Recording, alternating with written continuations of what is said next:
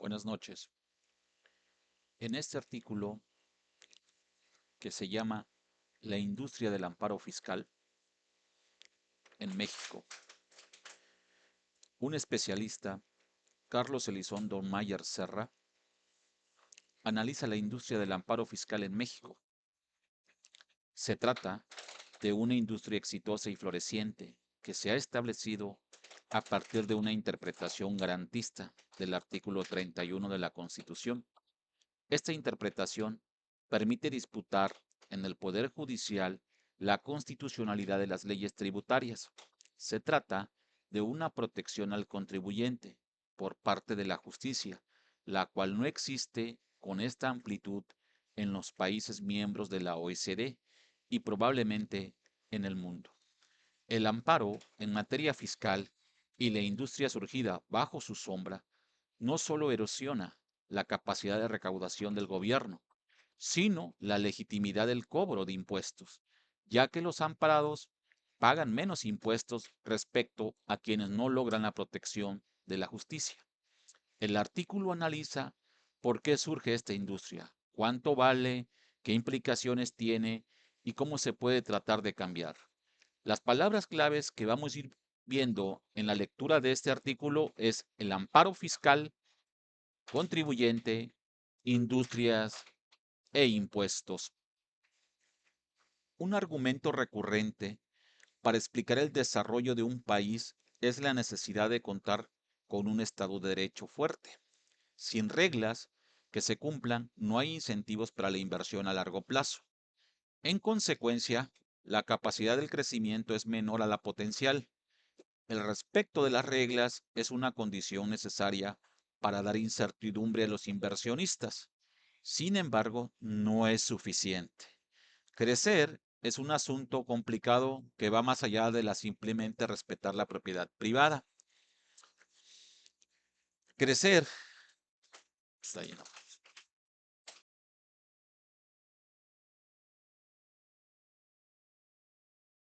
En México hay un ámbito donde sí hay un sólido Estado de Derecho. Existen reglas que se cumplen y protegen la propiedad privada, como en pocos países del mundo.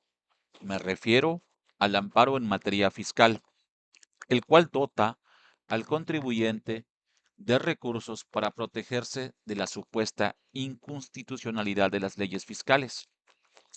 El problema para alcanzar el desarrollo es el siguiente. No basta con tener reglas claras y que se respeten. Además, estas deben estimular comportamientos socialmente provechosos. Pero no sucede así en el caso de esta protección excesiva al contribuyente. Por el contrario, se genera un incentivo para el rentismo, la fragilidad en las finanzas públicas y la injusticia.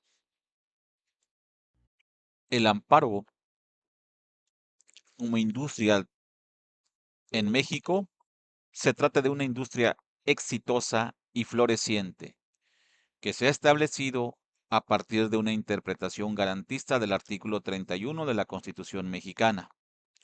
Esta percepción permite disputar en el Poder Judicial la constitucionalidad de las leyes tributarias. Durante casi 100 años, este artículo de la Constitución no fue interpretado en la medida en la cual el país se democratizó y había algunos amparos exitosos en la materia. La industria se expandió de forma muy importante.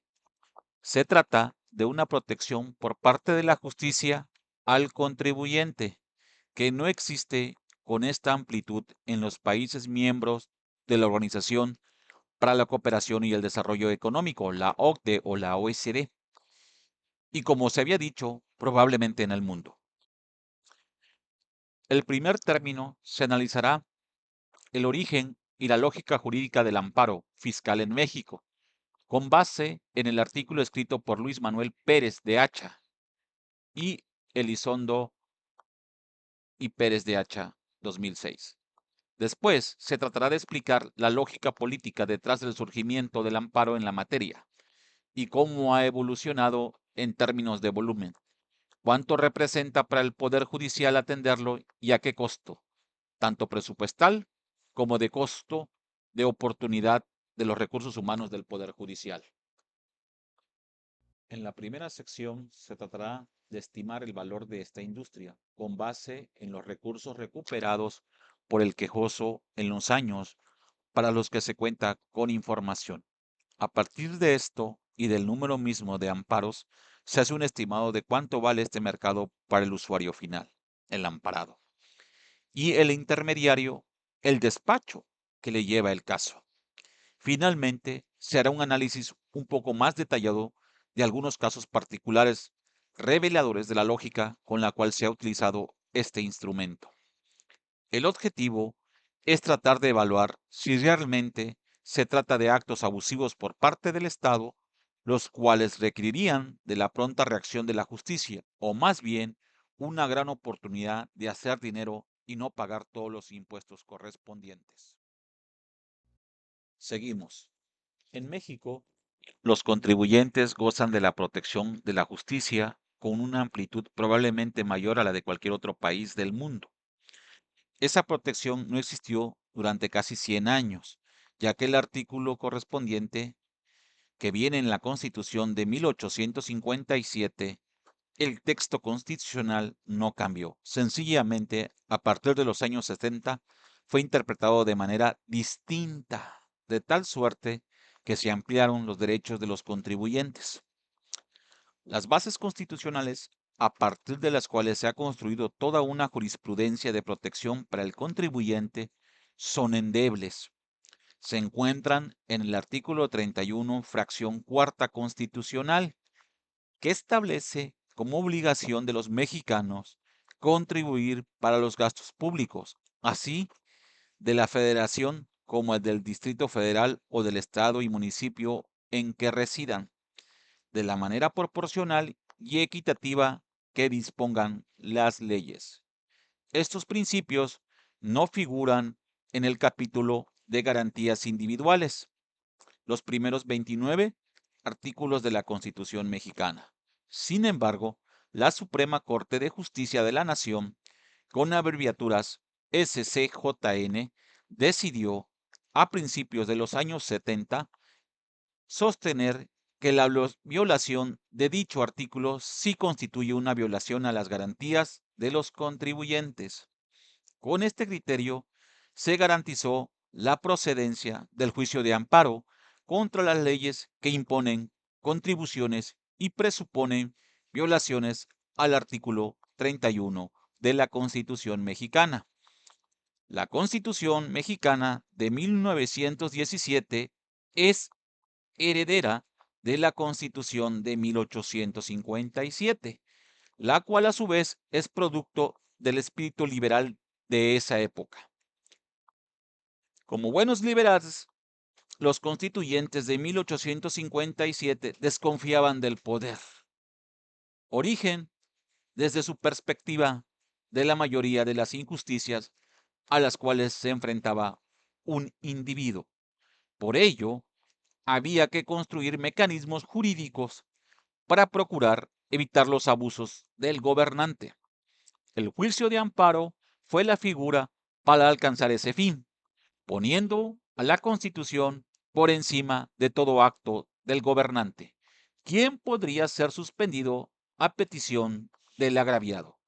En tanto, el Poder Judicial determinase si la presunta violación existía, de presentarse a juicio del juez esa violación.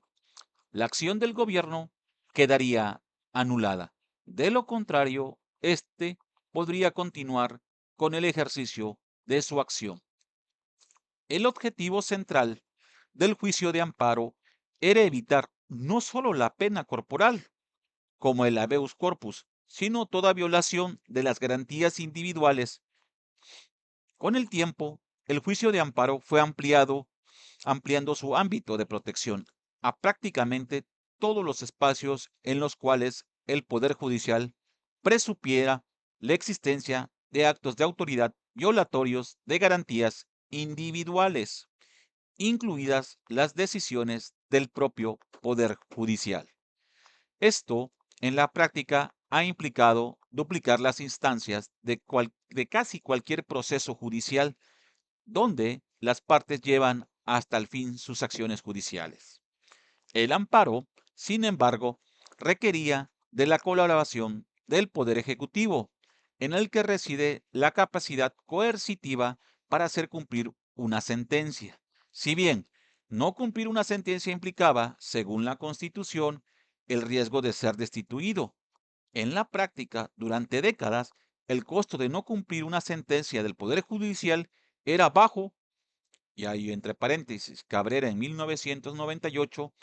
Esto cambia de forma importante en la democratización y la concomitante separación de poderes, que se inicia, muy importante, que se inicia con las reformas del presidente Cedillo al Poder Judicial en 1995 y con la pérdida de la mayoría absoluta por parte del PRI en 1997, el mes de julio. La democratización implicó una descentralización del poder y más pesos y contrapesos, sobre todo a nivel federal. El Ejecutivo tiene ahora mucho menos capacidad de presión sobre el Poder Judicial. Por eso, las sentencias judiciales son mucho más difíciles de evadir ahora. El amparo, sin duda, sirve para evitar abusos del gobierno en todos sus niveles. En un país que ha tenido gobernantes tan arbitrarios, se entiende el porqué de su surgimiento y el hecho de defenderlo como una figura importante para los ciudadanos mexicanos. Sin embargo, ha llevado a una justicia particularmente complicada en las incidencias procesales. Se multiplican. El amparo ha conducido también a abusos y situaciones absurdas. Por citar dos ejemplos. Bajo el mecanismo del juicio de amparo, un constructor puede levantar un edificio de varios pisos en una zona residencial, alegando que la ley de desarrollo urbano local es inconstitucional, obteniendo la protección de algún juez, con lo cual ya no será molestado por la autoridad local. Bajo este mismo mecanismo, policías supuestamente corruptos pueden evitar ser despedidos por la autoridad administrativa o pueden ser reinstalados. En lo que se refiere al amparo contra las leyes fiscales, este se basa en los conceptos de proporcionalidad y equidad. Estos dicen muy pocos y no han sido reglamentados por ley secundaria alguna. Por ello, han quedado a la interpretación de el Poder Judicial. La Corte no siempre los ha interpretado de la misma manera, amén de haber una gran cantidad de jurisprudencia que se presta a confusión por parte del contribuyente y de la propia autoridad. El amparo fiscal ha llevado a que ciertos grupos de contribuyentes se hayan visto beneficiados con el no pago de impuestos, mientras otros sí deben hacerlo, dado que el sistema jurídico mexicano, la declaración de inconstitucionalidad de las leyes a través del juicio del amparo, solo beneficia a aquellos que buscan la protección de la justicia, la llamada doctrina Otero. En otro podcast explicaré la doctrina Otero. Seguimos. Esto cambia una vez asentada la jurisprudencia, con 5 sentencias en el mismo sentido. En este caso, cualquiera puede buscar el no pago, aunque para el que no se amparó no sería retroactivo. Y el resultado de lo anterior es que el amparo en materia tributaria lleva a tasas efectivas muy distintas entre empresas en función de su capacidad y fortuna para litigar. Paréntesis aquí. Nos damos cuenta que esto es bien grave porque es decir, quien tiene dinero para litigar automáticamente va de la justicia. Este es el caso de Ricardo Salinas Pliego.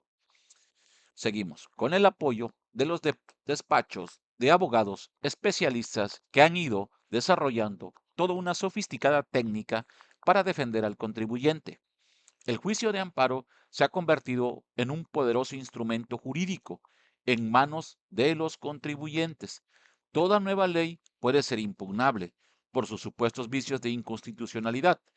Dada la baja recaudación en México, la necesidad de aumentar la recaudación ha llevado a permanentes cambios en la legislación, con lo cual siempre deja espacio para buscar el amparo. Como el Poder Judicial define la constitucionalidad de las leyes y lo hace con grave nivel de detalle. Una parte significativa de la política tributaria se fue trasladando al Poder Legislativo, al Judicial y en última instancia a la Suprema Corte de Justicia de la Nación. Esto implica problemas de representatividad importantes, al no ser la Corte un cuerpo electo, además de inundar de asuntos fiscales a un poder judicial que no es barato, como se verá más adelante en este podcast. Estos costos es un subsidio directo a quienes usan ese tipo de amparo. Finalmente, la Corte podría estar más activa en temas de derechos fundamentales y responder con más celeridad a los que ya tienen, si no tuviera que utilizar parte importante de sus esfuerzos en los temas tributarios. Haremos un ejemplo o la comparación con el caso de Estados Unidos. El papel tan activo que ha desempeñado la Suprema Corte de la Justicia de la Nación en México en materia tributaria dista mucho de ser la norma de los sistemas jurídicos contemporáneos en el mundo, señores. En el caso de Estados Unidos, su constitución incluye el principio de trato equitativo, pero la Corte ha dispuesto que éste opere únicamente para casos fundamentales cuando haya una violación sangrante de la Constitución. La Corte ha estipulado con toda claridad que no le corresponde hacer la política tributaria, para la cual está el Ejecutivo y sobre todo el Legislativo, el órgano representativo por excelencia en toda democracia. Dado lo anterior, en Estados Unidos es constitucional imponer a un segmento industrial el pago de impuestos más elevado que a negocios semejantes, como ha sucedido en más de una ocasión. Vale la pena citar in extenso lo que se ha dicho en la Suprema Corte de Estados Unidos en la materia. Y dice así, en las decisiones sobre la protección equitativa, esta Corte ha enfatizado que las opciones de política económica y social incorporadas en la legislación tributaria no debe ser alterada con ligereza. Las clasificaciones legislativas que no atendan contra derechos fundamentales o discriminen por razones de clase deben mantenerse si están relacionadas racionalmente con un propósito gubernamental legítimo. En materia de imposición, aún más que otros hábitos, la Corte ha sostenido que las legislaturas necesarias poseen las más amplias libertad de clasificación. Si una legislatura concluye que el interés público se ve beneficiado al cobrar un impuesto diferencial, a un negocio puede no cobrarse un impuesto y al otro sí, con el fin de promover el primero para restringir o suprimir el segundo. Una legislatura no viola los requisitos de protección equitativa al adoptar un régimen que obligue a un segmento industrial al pago de impuestos, aun cuando exenta a otros negocios semejantes. No operar con esta lógica de respeto a los otros poderes implicaría, en palabras de la Corte, usurpar la función legislativa. Hago el paréntesis aquí. Eso es lo que ha hecho la Suprema Corte de Justicia de la Nación en México, usurpar funciones del legislativo. Y eso es bien grave, por eso se debe llamar a cuenta. Incluso en materia de políticas públicas, es frecuente que el objetivo expreso de la sentencia sea cuidar el espíritu de la ley, de tal suerte que las decisiones de la Corte justifican con base en lo dicho por el Congreso.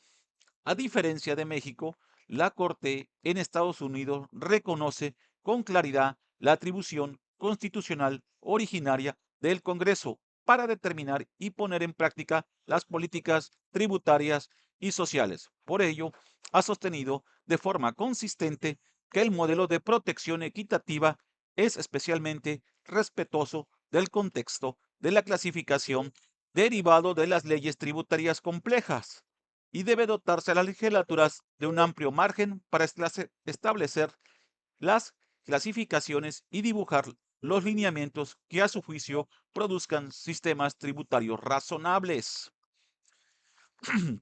En Estados Unidos, la larga historia en la constitución de su régimen democrático ha llevado a que las responsabilidades de los poderes estén mejor delimitada que en el caso de México.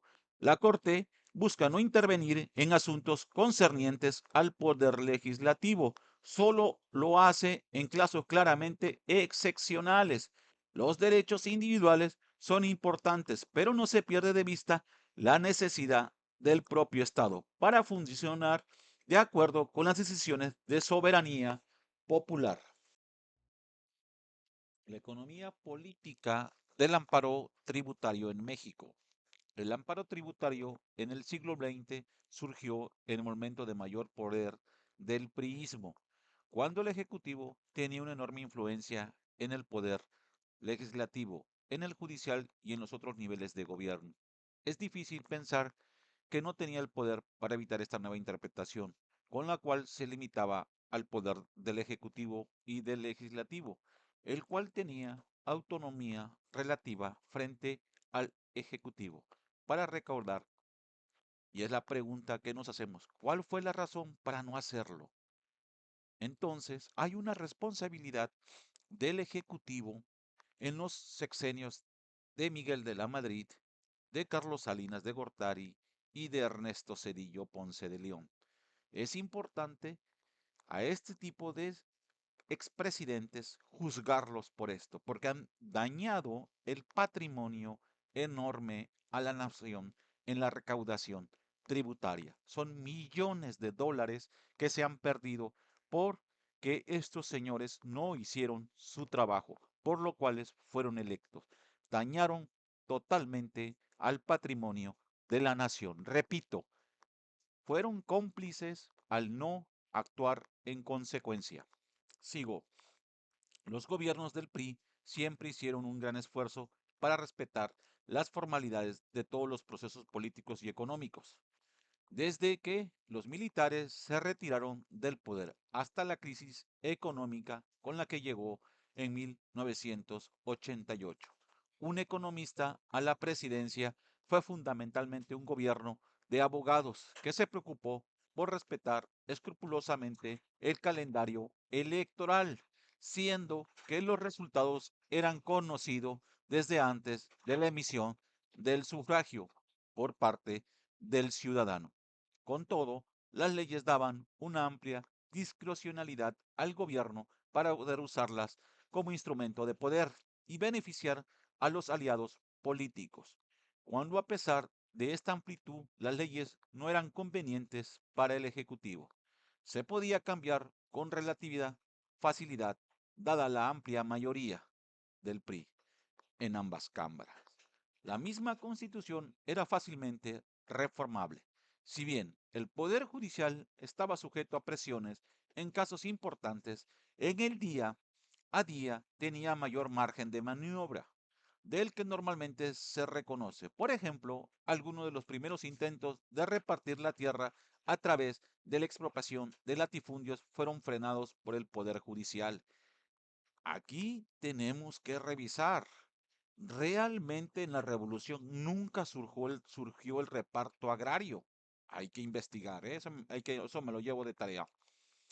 Para no tener que litigar cada paso de la reforma agraria, el gobierno de Abelardo Rodríguez sencillamente optó por reformar la Constitución y exentar de forma expresa a los actos de reparto de la tierra de la protección que brinda el juicio de amparo.